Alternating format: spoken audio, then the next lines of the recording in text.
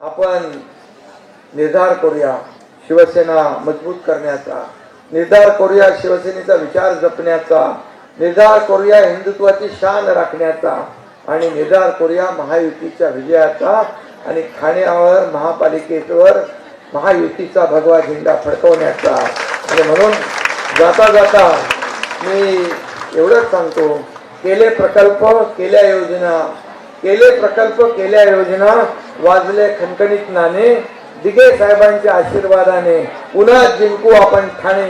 3.5 वर्षापासून आपण पाहतोय की या एकनाथ शिंदेला सकाळी उठताना, बसताना, रात्री झोपताना शिव्या शाप दिल्याशिवाय त्यांचा दिवस पूर्ण होत नाही।